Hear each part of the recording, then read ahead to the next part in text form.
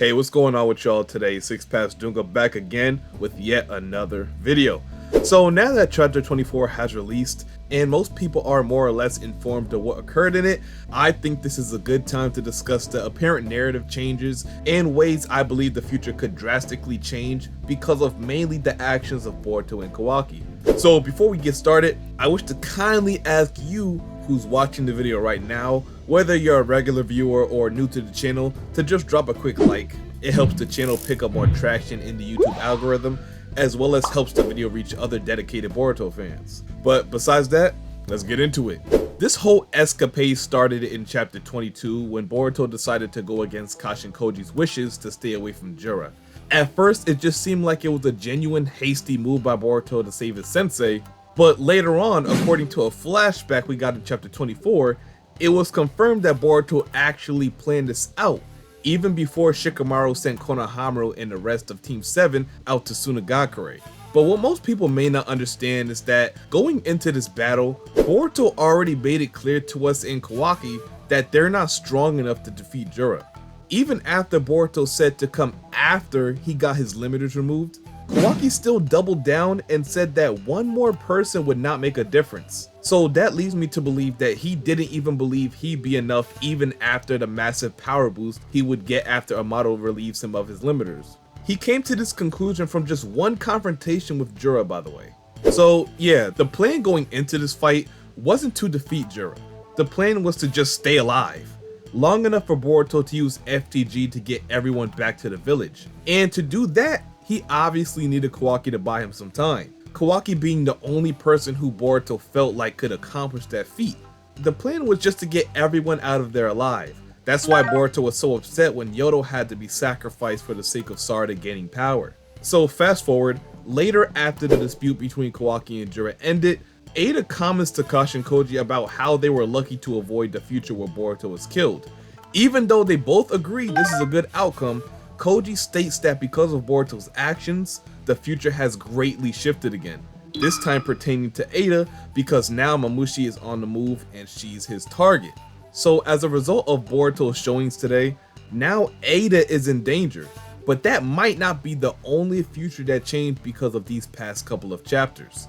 You see, when you're altering the future, it doesn't necessarily always have to be the event changing as a whole, meaning the events of the future can still remain the same, but the timing of that event can change. Here's an example. I believe, even despite of the events that occurred, Mamushi was going to target Ada eventually anyway. So what most likely happened is the time of that pursuit was changed to a sooner date. So something that was done has triggered this future event to shift. Same thing with Kawaki.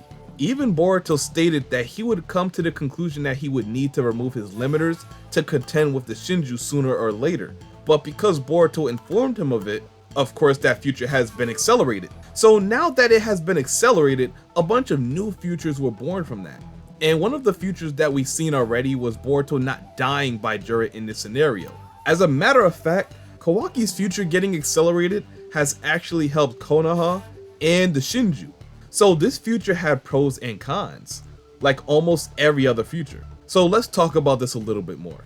What has changed these few chapters because of Boruto?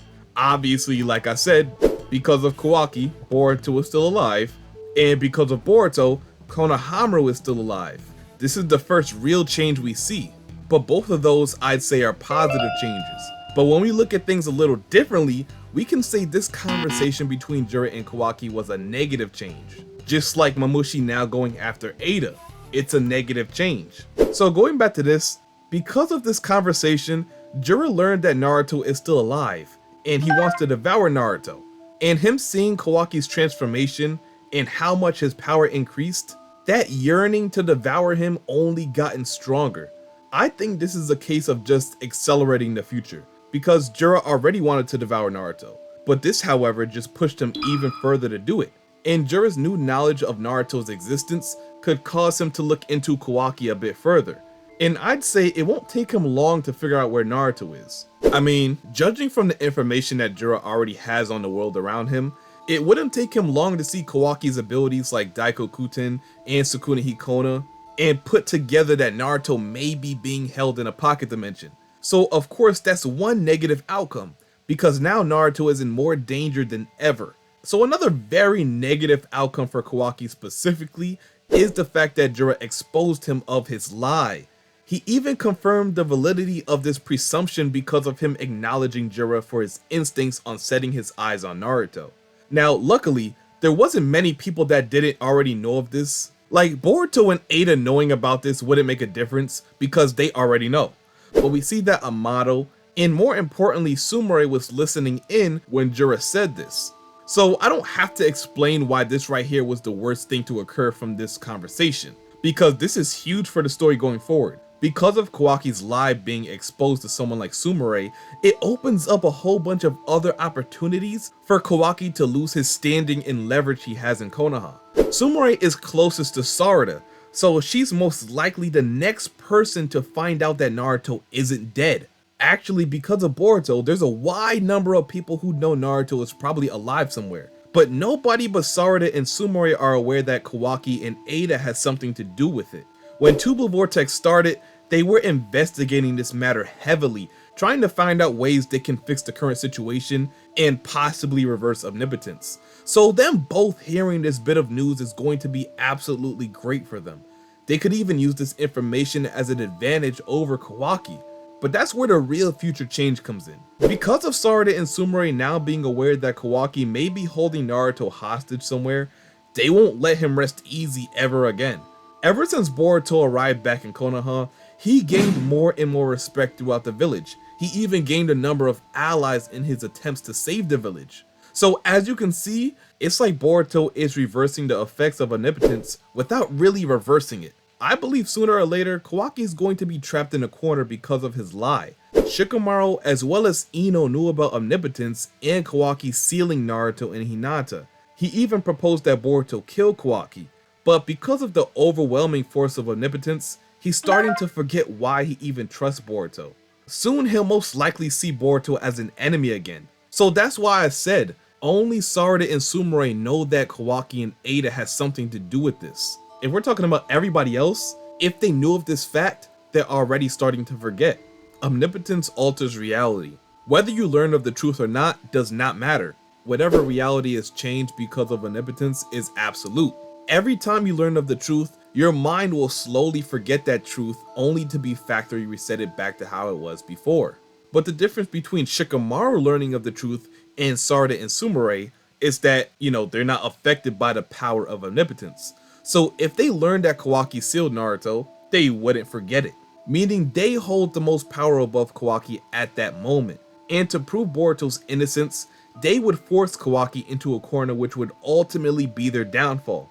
Let's look at it like this, because this is what I can see happening based on our knowledge on what happens in the future of Tubular Vortex. So besides the likes of Ada, Damon, Boruto, and Kawaki, Sarada and Sumire are the only ones who likely know about omnipotence. Like I said, guys like Shikamaru and Mitsuki have already forgotten about it, or are starting to forget about it. The reason they didn't instantly start to prosecute Kawaki, being the one to blame for Naruto's disappearance, was because of the lack of evidence. But now Sumire knows Naruto isn't dead, so that means his disappearance is more complex than it appears. If Kawaki finds out that not only is Sarada and Sumire not affected by Ada's omnipotence, but they know about Naruto too, then he'll feel cornered because of this. It's not about Kawaki being found guilty of what he did to Naruto, it's the fact of what that means for Boruto, because then Kawaki would be pressured to remove Naruto from the Daikokuta dimension, which would mean he's not safe anymore from dangers like Momoshiki, Code, and more importantly, Jura. So because of this, I can very well see him doing the exact same thing to Sarada and Sumire. Kawaki will seal them in order to keep his lie safe. It's only when the likes of Jura, Boruto, and Code is eliminated when he'll release everyone, because then it wouldn't matter if his lie is exposed. The threats are eliminated and Naruto is safe. Even if the consequence to his actions is death, it doesn't matter to him anymore, as long as the OTSUTSUKI, SHINJU, and everything related to them are gone. So since Sarada and Sumire stand in the way of that, they have to go. They remain a very possible way for Boruto to get his life back. Now, whether this has any connection to Kawaki's crash out at the end of the series is yet to be determined, but if it is, it'll definitely start here. Because guess what? If Sarada and Sumire are successful in their mission to reveal the truth to everyone, or worse, find a way to reverse omnipotence altogether, it'll force Kawaki into a rogue life, and possibly worse than Boruto's, which will entice him to do something crazy to gain the leverage he once had back. If you were to ask me if this is related to that, then I would tell you yeah. As I said before, Kawaki is a man of extremes, and in order to accomplish his goals, he'll do whatever it takes. This is no different. To protect Lord 7th, everyone else is not important to him, even Boruto. So this is why even though Sumire has this information, she still has to be vigilant, because if they aren't careful, this situation could become 10 times worse if anything. But let me know what you all think. Is this just the start of Kawaki's inevitable downfall, or do you think otherwise? Let me know all your ideas and predictions down below, and remember, if you enjoyed the video and wouldn't mind seeing more like this in the near future, go ahead and like the video, maybe comment, subscribe, and turn on post notifications so you don't miss any videos like this, or when I go live for chapter spoilers. And until next time, I'll see you boys and girls later, and I'm out. Peace.